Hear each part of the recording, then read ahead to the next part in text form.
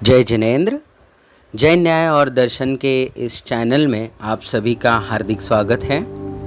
श्री दिगंबर जैन श्रमण संस्कृति संस्थान सांगानेर के रजत जयंती महामहोत्सव वर्ष के उपलक्ष्य में संस्था से अब तक निकले हुए स्नातक विद्वान विभिन्न जैन ग्रंथों के स्वाध्याय के माध्यम से प्रचार प्रसार का कार्य बहुत मेहनत के साथ कर रहे हैं। मैं अनंत बल्ले आज से जैन न्याय के सूत्र ग्रंथ परीक्षा मुख का स्वाध्याय इस चैनल के माध्यम से प्रारंभ करने जा रहा हूं। आइए आप भी इस ग्रंथराज के स्वाध्याय में जुड़कर जैन न्याय से परिचित होने का अवसर प्राप्त करें। आज की इस प्रथम कक्षा में हम पूज्य ग्रंथराज श्री परीक्षामुख ग्रंथ के कर्ता एवं ग्रंथ के प्रतिपाद्य विषय के बारे में संक्षेप में जानकारी प्राप्त करते हैं। जैन दर्शन में न्याय शास्त्रों का अपना विशिष्ट स्थान रहा है। पूज्यवर जैनाचार्यों ने अपनी अकाट्य तर्कणा शक्ति द्वारा विभिन्न न्याय शास्त्रों का सृजन कर जैन साहित्य को समृद्ध किया है। पूज्यवर श्री माणिक्यानंद जी विरचित श्री परीक्षामुख ग्रंथ जैन न्याय का सर्वाधिक महत्वपूर्ण और आद्य सूत्र ग्रंथ माना जाता है। यह लघुकाय ग्रंथ होते हुए भी गागर में सागर की उक्ति को चरितार्थ करता है। जैन सिद्धांत ग्रंथों में जो परम आदरणीय स्थान ग्रंथराज तत्वासूत्र जी को प्राप्त है, वही स्थान जैन न्याय शास्त्रों में परीक्षामुख सूत्र को है। इस कृति के सीमित सूत्रों द्वारा जैन न्याय के समस्त प्रमेयों को हम आसानी से जान सकते हैं। अल्प बुद्धि वाले या सामान्य लोग भी इस ग्रंथ के अध्ययन मात्र से ही जैन न्याय शास्त्रों में प्रवेश करने के योग्य हो जाते हैं। निश्चित ही प्राथमिक अध्येताओं के लिए यह कृति जैन बालबोध के समान ही अत्यंत सुगम और सरल बनी है। अब हम बात करते हैं ग्रंथ के नाम के बारे में। ग्रंथ का नाम परीक्षामुख सूत्र है। संभवतः यह नाम बौद्ध दर्शन के हेतुमुख, न्यायमुख आदि के समान मुखांत नाम पर किया गया हो। परीक्षामुख, इसमें दो शब्द हैं, पहला परीक्षा और दूसरा मुख। वस्तु स्वरूप का विचार करना परीक्षा है। विवक्षित वस्तु का स्वरूप इस प्रकार का है या नहीं, या और किसी अन्य प्रकार से है, इस प्रकार का निर्णय करना परीक्षा कहलाता है। परीक्षा का एक अन्य अर्थ न्याय भी है।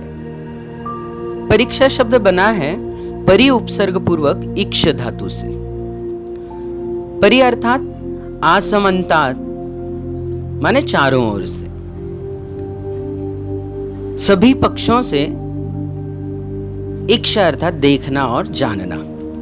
इस तरह परीक्षा शब्द का भावार्थ हुआ किसी वस्तु को सभी पहलुओं से जानना अथवा देखना। इस ग्रंथ में प्रमाण और प्रमाणाभास इन दोनों की विविध पहलुओं द्वारा परीक्षा की गई है। परीक्षा मुख में जो दूसरा शब्द है मुख, उसका अर्थ है द्वार। तात्पर्य हुआ कि न्याय जैसे जटिल विषय में सरलता से प्रवेश कर सके, इसलिए यह ग्रंथ प्रवेश द्वार के समान है। इससे यह बात सिद्ध हो जाती है कि परीक्षामुख ग्रंथ का जो नामकरण किया गया है वो अत्यंत सार्थक है। यदि हम इस ग्रंथ की भाषा की बात करते हैं तो इसकी भाषा बहुत सरल है, समझ में आने वाली है। प्रायः न्याय शास्त्रों की भाषा बहुत दुरूह अथवा गंभीर होती है। और संस्कृत प्रधान होने के कारण उनमें संधि और समास बहुलता से पाए जाते हैं, परंतु प्रस्तुत ग्रंथ में न तो कोई दुरूहता है और ना ही बहुत अधिक गंभीरता। इसकी भाषा भले ही संस्कृत हो, पर वह अत्यंत सरल और बिना किसी कठिनाई के समझ में आने वाली है। इस कृति में जैन न्याय को बड़ी सरल भाषा में उसी प्रकार ग्रथित किया है जिस प्रकार कोई मालाकार माला में यथायोग्य स्थान पर सुंदर पुष्पों को गूंथकर सुंदर पुष्पहार का निर्माण करता है। इस तरह प्रांजल और सुबोध भाषा सौष्ठव के कारण समस्त ग्रंथ ही प्रशस्त और रुद्ध हो गया है। ग्रंथ की शैली सूत्रात्मक है, जैसे कि पूजनीय तत्वा सूत्र, न्याय सूत्र आदि सूत्रात्मक शैली में लिखे गए हैं। इसके सभी सूत्र सरल है, सरस है, नपे तुले हैं और अर्थ की दृष्टि से गंभीर, तलस्पर्शी और अर्थ गौरव को लिए हुए हैं। अब हम आगे बढ़ते हैं, ग्रंथ के रचनाकार के बारे में अल्प सा परिचय प्राप्त करते हैं। परीक्षामुख ग्रंथ के रचयिता पूज्यवर आचार्य श्री माणिक्यनंदी देव हैं। आप विभिन्न दर्शनों के साथ साथ न्याय शास्त्रों के भी प्रकांड विद्वान थे। धारा नगरी आपकी कर्मस्थली रही हो, ऐसा ऐतिहासिक साक्ष्यों से पता चलता है। आप उज्जवल चारित्र से महिमा मंडित नंदी संघ के अत्यंत प्रभावशाली आचार्य रहे। पूज्यवर आचार्य श्री कुंदकुंद देव के आमना में प्रसिद्ध महातपस्वी श्री रामानंदी गणी जी के आप गुरु थे।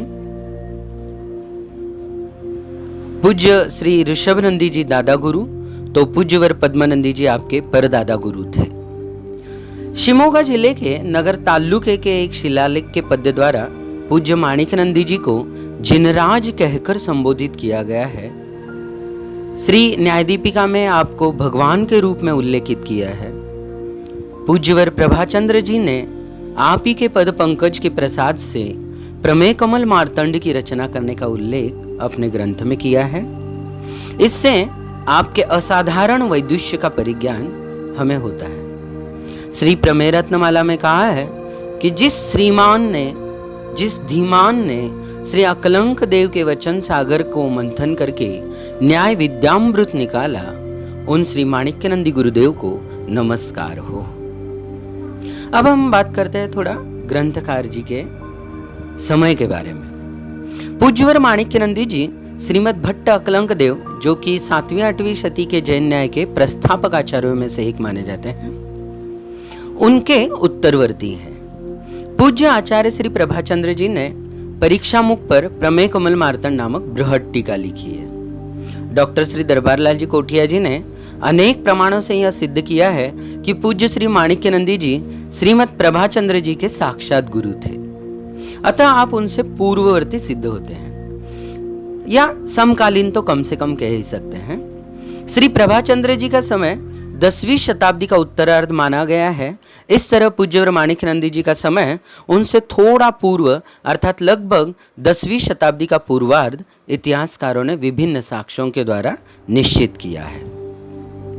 पूज्यवर माणिक्यनंदी जी के उत्तरवर्ती प्रायः सभी जैन नैयायिकों ने अत्यंत श्रद्धा के साथ आपके परीक्षामुख ग्रंथ से महान प्रेरणा ली है। उत्तर काल में इस पर अनेक टीका ग्रंथ, व्याख्या ग्रंथ लिखे गए, जिनमें श्री प्रभाचंद्र विरचित बृहत काय प्रमेय कमल मार्तंड, श्री लघुअनंत वीर्याचार्य विरचित प्रमेय रत्नमाला, तार्किक विद्वान भट्टारक श्री चारु कीर्ति जी, जो 18वीं सदी के माने जाते हैं, आपके द्वारा प्रमेय रत्नालंकार, श्री शांतिवर्णी जी द्वारा प्रमेय कंठिका आदि अनेक टीकाएं लिखी गई है। केवल दिगंबर ही नहीं, अपितु श्वेतांबर आचार्य श्री देवसुरी, श्री हेमचंद्राचार्य आदि भी श्री परीक्षामुख पर बहुत सारे ग्रंथ लिखे हुए हैं। उन पर भी आपका प्रभाव स्पष्ट रूप से दिखलाई पड़ता है। इससे आपकी महनीयता, आपका गौरव हमें पता चलता है। अब हम अगले चरण में ग्रंथ के प्रतिपाद्य विषय के बारे में बात करते हैं कि ग्रंथ में क्या विषय वस्तु समाहित की है।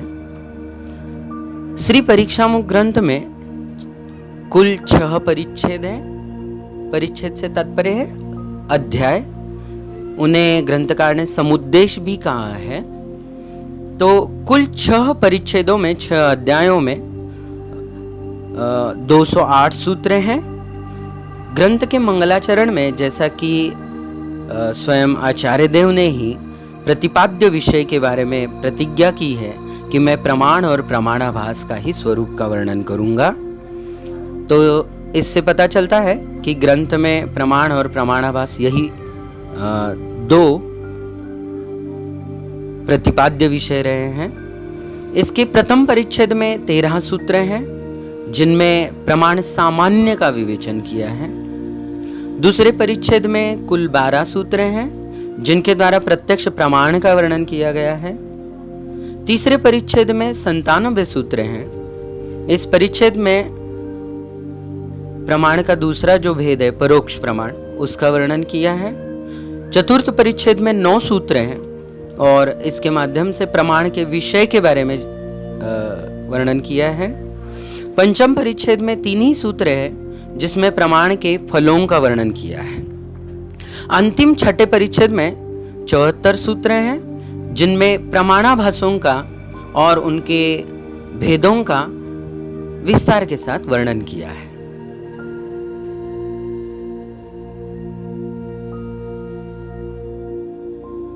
इस तरह पूज्यवर आचार्य श्री माणिक्यनंदी जी ने न्याय संबंधी समस्त विषयों को इस लघु कृति में गागर में सागर की तरह समेट दिया है। कल से हम ग्रंथ के मंगलाचरण के साथ ही सूत्रों का अर्थ समझना भी प्रारंभ करेंगे। आज के इस भाग में मैंने अपनी लघु बुद्धि द्वारा ग्रंथ का अल्प सा परिचय, साथ ही ग्रंथकार का लघु परिचय देने का प्रयास किया है। संभव है कि कुछ त्रुटियां रह गई होंगी, उन त्रुटियों के लिए मैं हृदय से क्षमा चाहता हूँ। सुधीजन उन त्रुटियों से मुझे अवश्य अवगत कराएं ताकि उन्हें सुधारा जा सके। आशा है आप सबको मेरा यह प्रयास अच्छा लगा हो। तो आइए जैन न्याय के इस पूजनीय ग्रंथ का स्वाध्याय करने का संकल्प लेकर अपने मित्र परिवार के साथ इसे अधिक से अधिक प्रोत्साहित करें और जैन न्याय ग्रंथ के स्वाध्याय करने का आनंद लें। आपने इतनी देर तक मुझे प्रेम से सुना, अतः मैं आप सबको बहुत बहुत धन्यवाद के साथ कल फिर मिलेंगे।